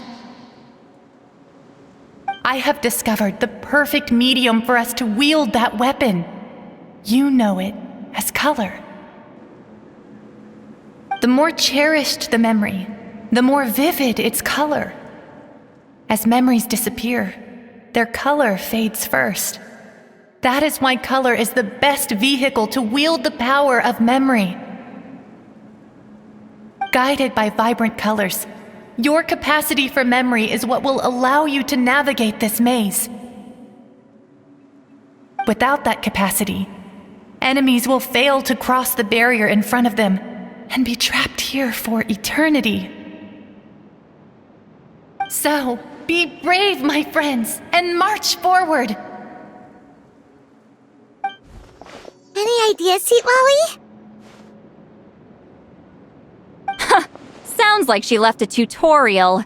Not surprising. She always did have to handhold her talentless students. Follow me. There are monsters here too? Abyss creatures. Likely trapped here for some time.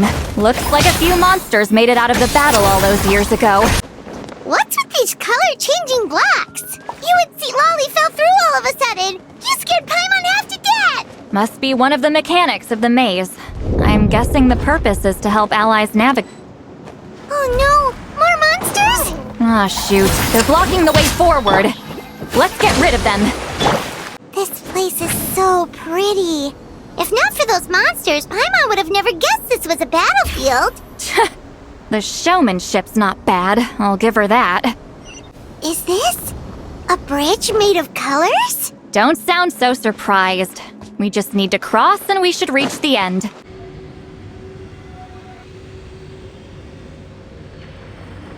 We're out! Looks like we made it through the maze.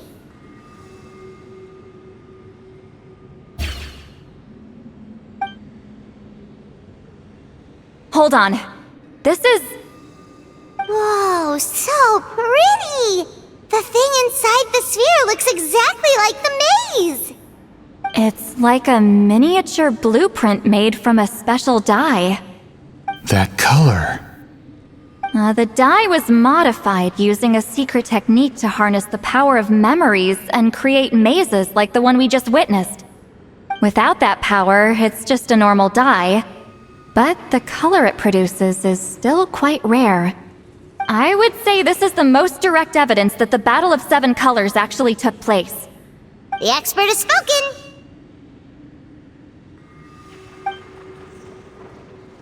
Perhaps I could take a closer look? It's an important piece of physical evidence, after all. No, you may not.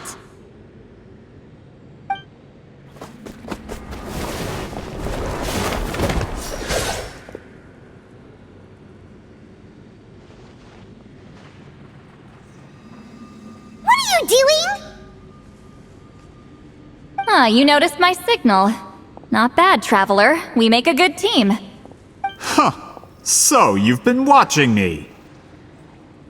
A self-proclaimed book merchant who's never heard of Shogun Almighty reborn as Raiden with unlimited power? Please, that work was a commercial success across Teyvat. I knew you were fishy, but I didn't expect you to pull something like this. Monsieur Montluçon, we just need a few pictures for our research, not the artifact itself. What if it gets damaged or destroyed? Shut it! I couldn't care less about preserving this piece of trash. I would destroy it right now if I could. But then there would be no evidence to prove the battle took place. What if that was my goal all along? What? Huh. Pretending to be a book merchant? Pretending to promote the history of Natlan and its heroes was the only way to get information out of the people in this tribe. But make no mistake, I'm no lowly merchant. I am the future owner of the largest printing company in all of Teyvat. But the dye in that sphere ruined all my plans before they could even get off the ground. We've received a report that your advertisement in the paper makes false claims. Fontaine Law demands it be taken down immediately. False claims? The dye I advertised is an unprecedented innovation. It produces colors of unmatched radiance. Unfortunately, its qualities are neither unprecedented nor unmatched. According to the lady who made the report, she saw a woven scroll in Natlan made with a similar dye. Even more miraculous, that substance dates back hundreds of years.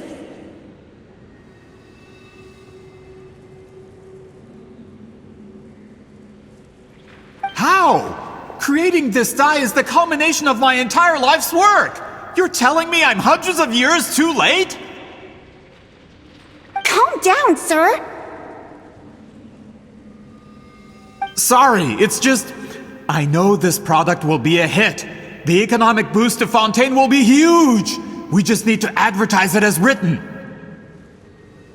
Fontaine's publishing industry is one of the best in the world. All we need to do is publish something in the paper, and all of Teyvat will think it was our invention first. We don't need to worry about more reports. Fontaine is far more advanced than Natlan. No one will believe such an innovative product could come from a place like that. That goes against all of Fontaine's advertisement regulations. We can't do that. What if I give you a portion of the profits? All you have to do is let the advertisement stay. You're trying to bribe me? Careful. I'm dangerously close to reporting this to Monsieur Novelette.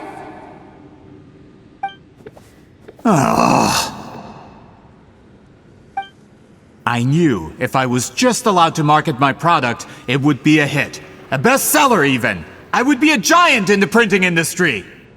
But now, no one will see it as anything more than a poor imitation marketed centuries too late. No matter how good the product actually is, not a single one will sell. I will never accept that someone from this backwards, ignorant nation could come up with that dye. Not 200 years before me! Even when the truth is right in front of you? Ha! Truth is in the eye of the beholder. I'm already in the printing industry. I can go into publishing, no problem.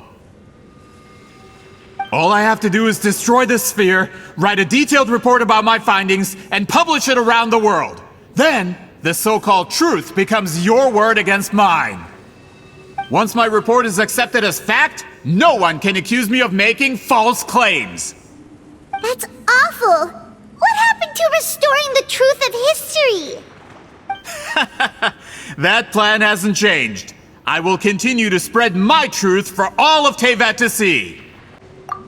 Ah, you mean a hero of Natlan who's not actually from Natlan? And a great shaman who, according to rumor, abandoned her tribe long ago? From a practical perspective, there's no reason for either of you to stand against me. Shows what you know. Oh, since you like rumors so much, have you heard the one about what happens to people who get on my bad side? Ah, the wrath of Granny Itzley. Like I said, our interests aren't at odds. I knew from the beginning that you would accept my invitation, considering Huitzilin was your rival. You've lived longer than her, you're far stronger than her, and yet, she has always been more revered than you. Now, that can change.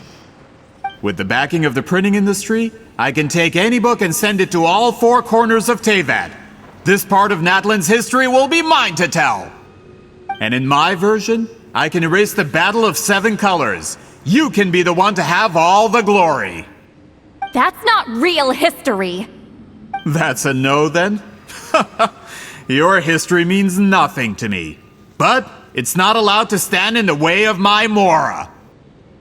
Done running your mouth? Good.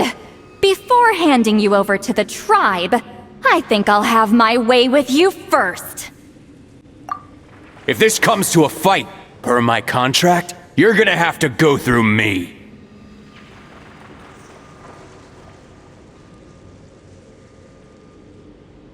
That's right. I didn't pay all that Mora for nothing. Wait! Aren't you subordinates of the captain? Why are you helping someone who wants to erase Natlan's history? The captain! You actually bought that? United in the pursuit of Mora, we travel the land to collect debts. Our loyalty is to Regrader, his interests, and his wealth. Regrader? The captain means nothing to them. They serve a different harbinger altogether. Regrader! This man has the potential to become a giant in the printing industry and disrupt Fontaine's economic system. This aligns with Regrader's interests. It's all been a lie from the very beginning! I don't care who you serve. When it comes to punishment, I don't discriminate. That's what you get for messing with the hero of Natlan and Granny Itzley! They could give Regrader a run for his Mora! When did this person get so strong? Looks like the men following the captain failed to update us on the latest intelligence. Not good. This is becoming more trouble than it's worth. You're on your own! Hey, what about our contract? Your boss signed it himself! Our boss never signs a contract without loopholes. Even a veteran businessman like yourself fell into his trap. That's what makes him the best! Go home and read the fine print. All I did was trigger the exculpatory clause. You!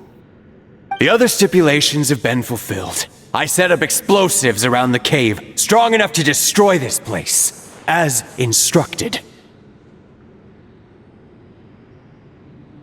Oh, and for security purposes, all explosives have been rigged to blow at a specific time. Shouldn't be too long now.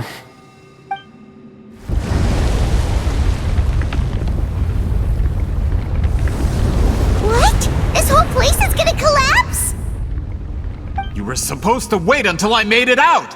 Are you trying to kill me? That depends on how fast you can run. I'm off.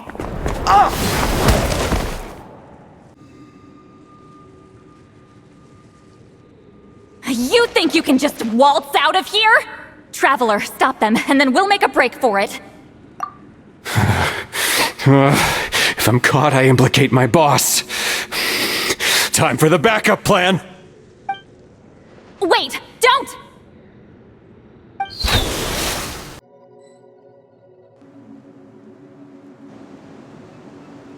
Where are we?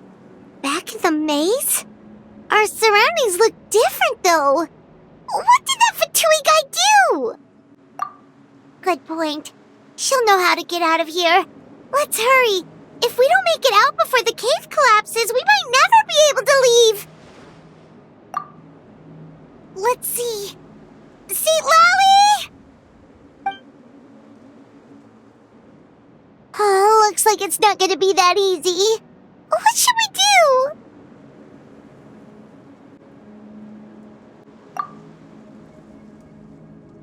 The special color? The one you saw in that woven scroll? Why would it appear around here? You're right. Lead the way, traveler.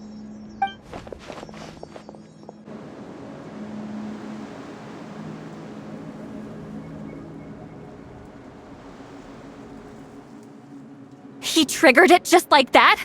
If the technique isn't activated correctly... Instead of a realm of memory, the subjects in question will be trapped in a temporary space like this.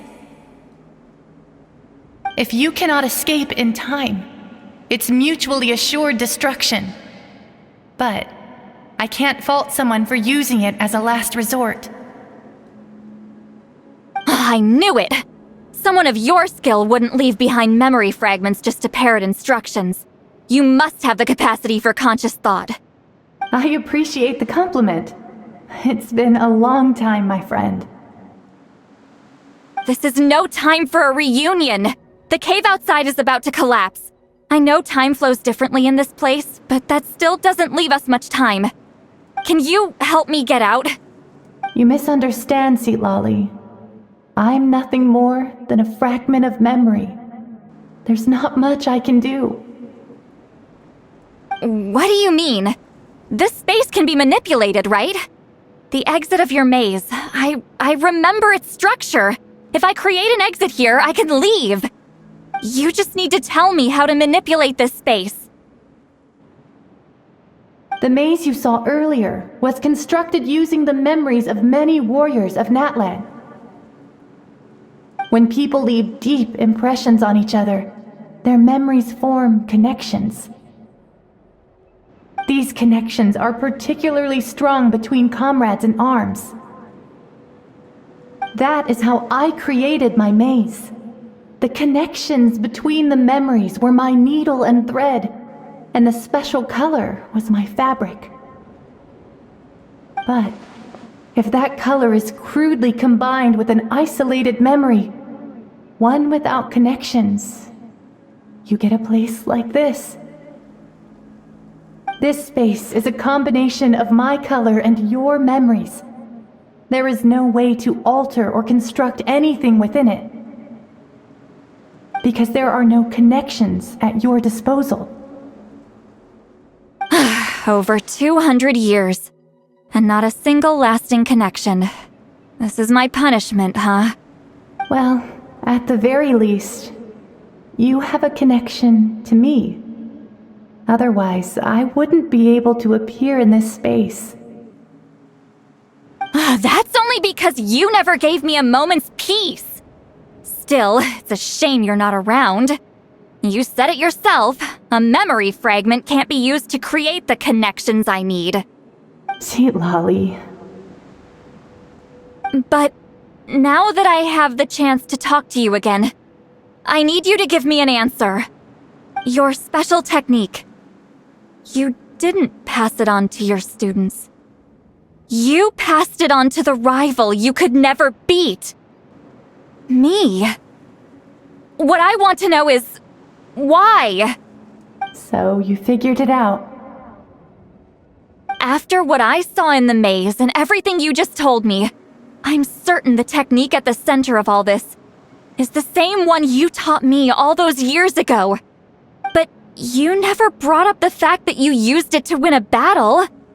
From your description, it might as well have been a simple color trick. I'm getting the feeling you always meant for me to come here. But if this is a foreshadowed event, I'm not happy with the narrative setup. Seatlali, ever since you learned that technique, you've been able to see a special color, haven't you? You mean... That color is the core of the technique. But it isn't my invention. It's something I discovered in the work of our ancestors. More specifically, you could call it the color of memories. In truth, passing on the technique is a process of using that color to tint another person's memories. Yes, the technique has the power to decide victory. But in my opinion, The capacity to add color to someone's memories is where the true value lies. You are fated to live a far longer life than me, Sitlali. I couldn't bear the thought of all those years existing as a blank canvas in your memory. So I wanted to leave a little color behind. Your color, you mean? One day, you too will want to leave behind your color in someone else's memory. When that day comes, you will understand my decision. I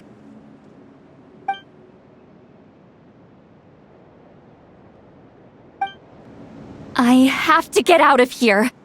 That's the only way to rescue them.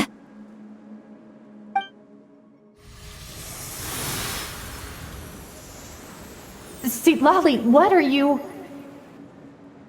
I understand the true principle of this technique now.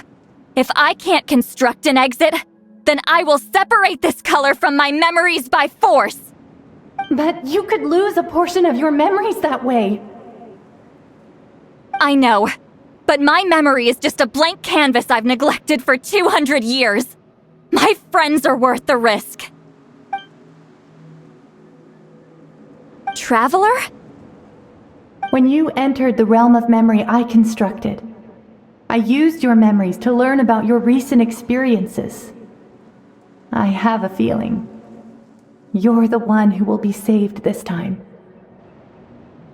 After 200 years, someone has appeared by your side, the kind of person I could have never anticipated. The Night Kingdom harbors Natlan's memories, and the Traveler's connection to that realm is incredibly strong, surpassing even the shamans who worship the Lord of the Night. This means that even without your tutelage, she can see the color of memories. What did you say? Although she doesn't know how to wield it, she unknowingly left behind a trace of color in your memories. That was enough to guide her to this space. You now have a connection at your disposal. Well, Sitlali, it looks like part of this was foreshadowed, but the rest is a surprise. Traveler? Traveler! That's Sitlali's voice! She's just up ahead! This is goodbye, my friend. Your memories over the past 200 years are much more than a blank canvas. Cherish them. Wheat ceiling. Sitlali! Paimon! Traveler! Hold my hand. Teleport out? Man, that place was so... Woo! We made it out just in time!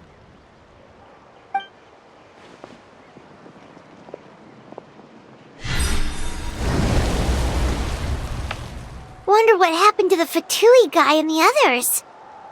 He was most likely trapped inside that space, just like us.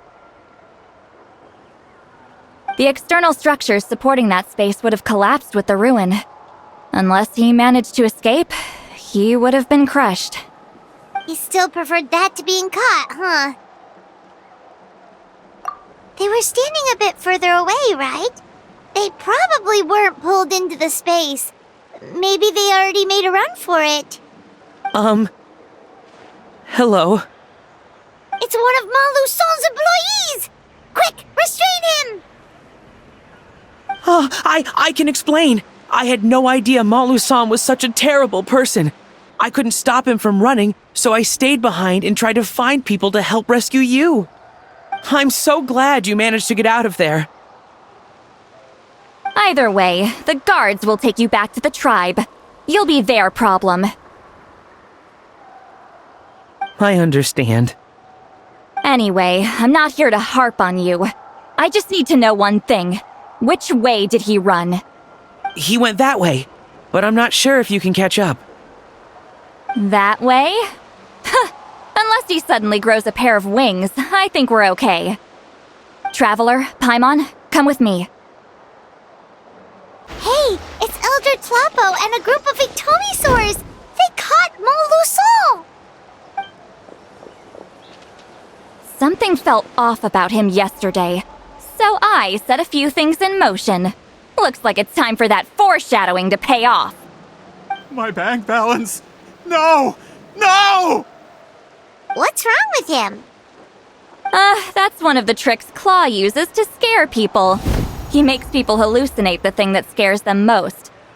It's particularly effective on weak-minded people like him. Serves him right! I know, it was a lot to ask, making you come all the way out here during the day. Was that a declaration?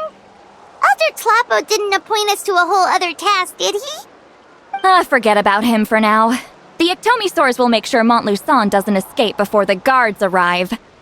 In the meantime, we have unfinished business, remember? Right, the special scroll! But the die is buried underneath a bunch of rubble now! Don't worry, Huitzilin's technique hasn't been lost at all. Come with me, I'll explain everything at my house. Oh, and Traveler? Everything you said about memory, I finally figured out my answer. I knew you'd want to tag along. Let's go. Now, when it comes to weaving the scroll itself, you don't actually need to lift a finger. But if we're going to pass on Huitzilin's technique, your participation is critical. What are you saying, Sweet Lolly? Follow me.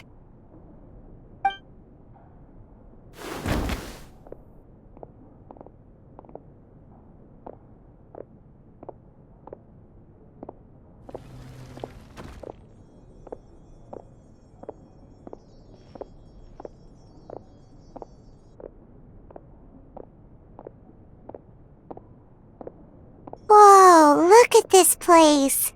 Do you weave scrolls too? Scrolls. Scrolls? I thought you were going to show me your masterpiece. That I am, old friend.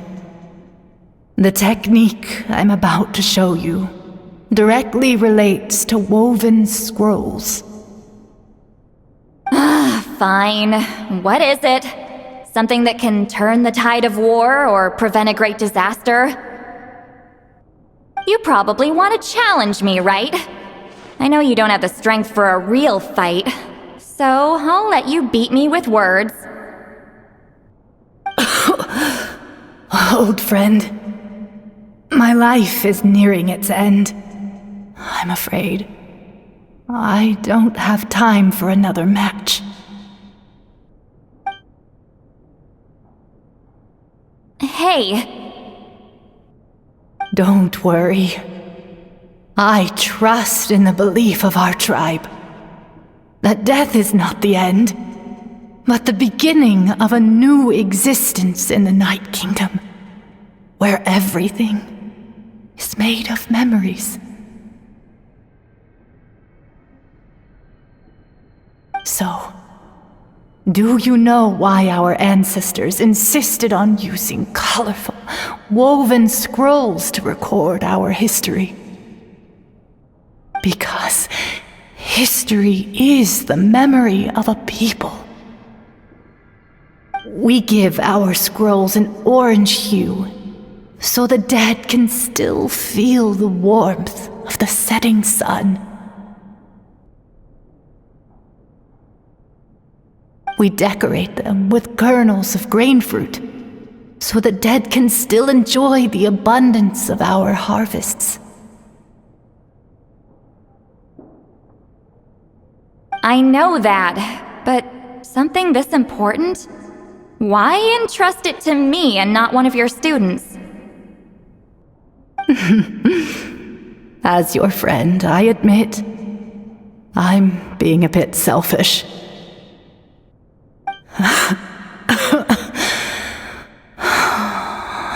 don't have long, Sitali. Oh, I'm not sure I can truly explain my decision. But I know you will understand one day.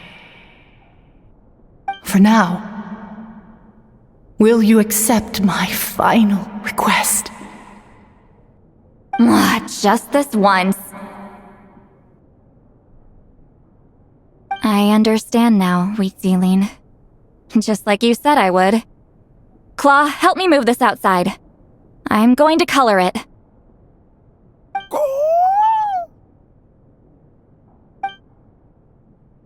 Traveler, Paimon, come with me.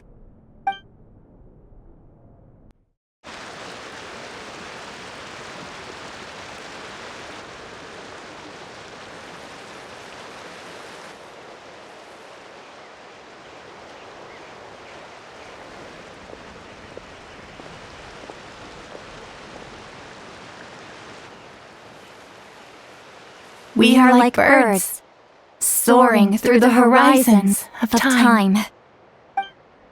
I linger between brushes of memory, seeking the color of my final journey.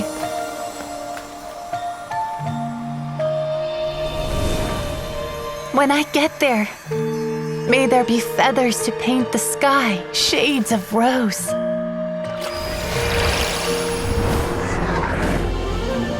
And fields of green to beckon adventurous souls.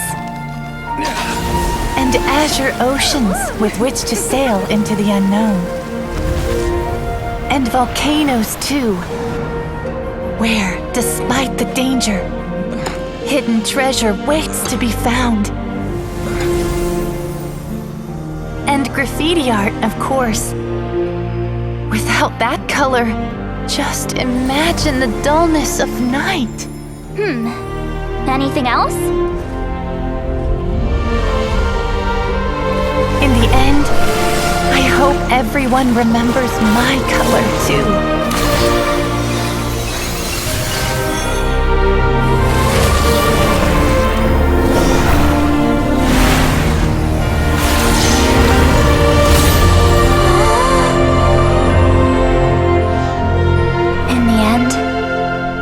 I hope everyone remembers your color too. All in all, it was just a technique for coloring a scroll. The task I'm entrusting to you is much more than that. Farewell, my friend.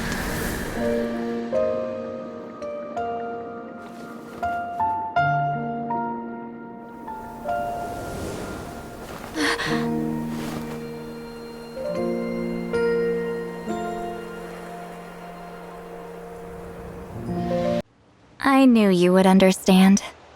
This is the special scroll. How did you know how to weave it, Seat Lolly? Hold on. You've lived for more than 200 years. You know how to weave the special scroll. That must mean... you're the one behind the gifts from the spirits. Oh, well, it's not like I wanted to interact with the appointed. So whenever I delivered the scroll, I used illusions to confuse them. The fact that it turned into some kind of divine intervention is because no one was skilled enough to see through my tricks. You've carried the duty alone for all these years? Even if you don't like interacting with people, why not teach someone else how to do it? Traveler, you can see the special color, right? The essence of that color is memory. That means completing the special scroll is a process of searching for color within your memories.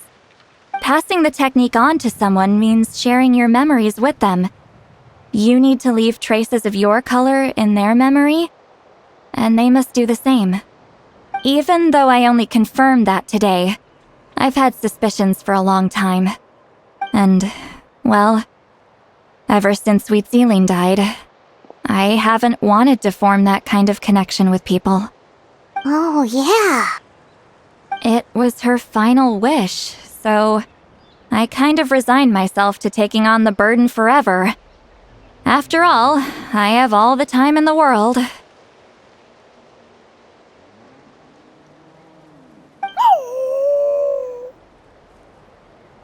But Claw never stopped appointing new candidates to weave the scroll, despite knowing exactly how I felt about the situation. I knew exactly what he was doing. And yeah, if I ever did share my memories with someone, I guess that person would be a friend. But it never got to that point. This time, though, you win, Claw. Take this. I guess it's my response to what you told me the other night. What is it? If I had to choose my color, it would be the color of this handkerchief. Countless people exist in my memories, and I know one day that will be my fate too. A memory living on in someone else's head. Since you have a long lifespan, you're the perfect candidate to bear this memory and carry my color in your mind.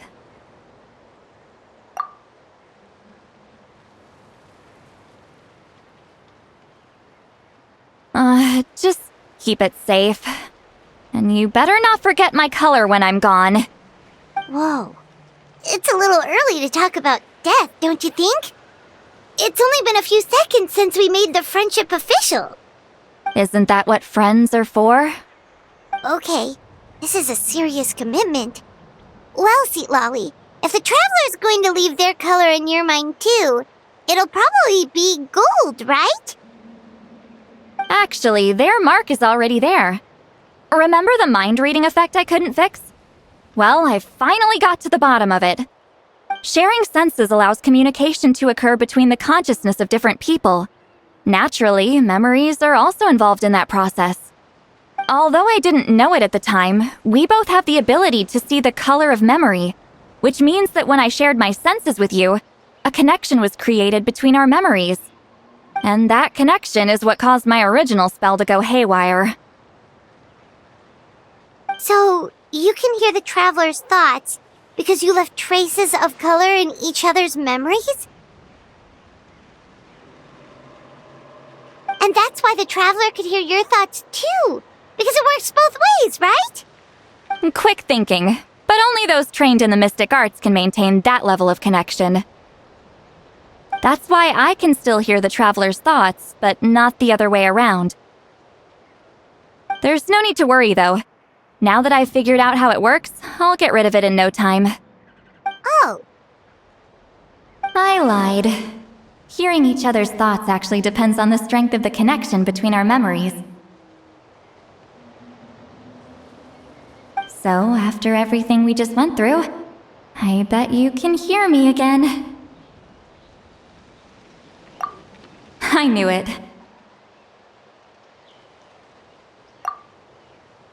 Since the connection between our memories is already there, the only way to get rid of the effect is for one of us to forget about the other. Just messing with you. I'm a legendary shaman of my tribe. Now that I know the cause, of course I can figure out how to fix it. It'll probably take some time, though, so bear with me for now. Besides, I'm an open book. It's not like you're gonna hear anything embarrassing. Oh, unless I've had a few drinks. A shame? I mean, if you ever miss this whole telepathy mess, I could always share my senses with you again. No promises, though. Some thoughts are better kept to yourself. Huh?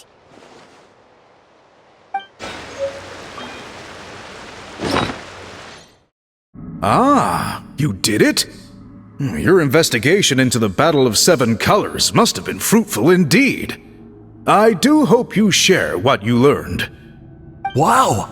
The scroll is finished already! Elder Talapo's wisdom is never wrong. Yeah, we should explain. Take it away, Traveler!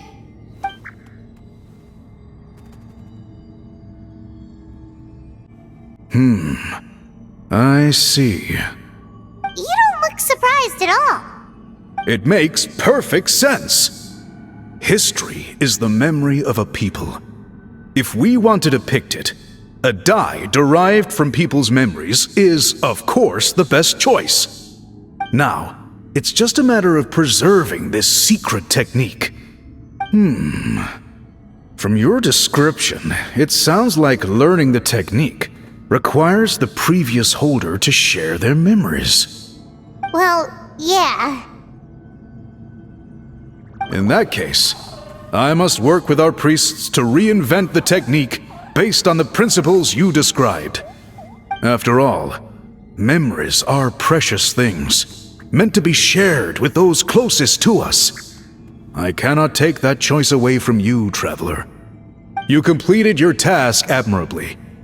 Finding a way to carry on that legacy is now our duty. All right, we'll leave that to you. And please pass along my thanks to Granny Eastly. We interrogated the Fontanian merchant she apprehended, and it turns out he's the reason some among our tribe started to question our history. He hired people to spread misinformation about the Battle of Seven Colors. The recent friction within the tribe is entirely his doing. We now have a record of his crimes, and will begin working with Fontaine authorities in a few days. So he was behind the controversy in the first place. Guess it's easier to investigate when people are already questioning something. Anyway, that clears it up. People don't just question their history out of nowhere. Until we meet again. You told him everything, right? Yep, we left out the part about your contribution, but it kinda seemed like Chief Biram saw through us. You could have just said it was a gift from the spirits.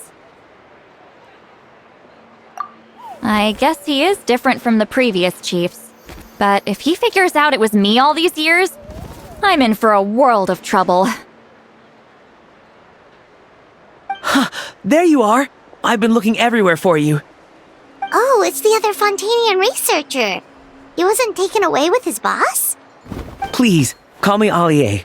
After questioning, the tribe absolved me of any serious wrongdoing, so here I am. I'll be heading back to Fontaine soon. No employer means no funding, after all. But I wanted to finish my investigation first. I'd like to ask some questions about Huitziline. I want people outside of Natland to hear her story, but my understanding still has some holes. Questions? Huh! Why should I let an Outlander tell our stories? Don't misunderstand. I have no intention of twisting your history or using it to make a profit. It's just honest curiosity, I assure you. I believe amazing stories deserve to be shared with the world. Culture thrives through dialogue and exchange. All right, you can ask your questions, but be quick. I have important plans after this. Important plans? Oh, thank you very much.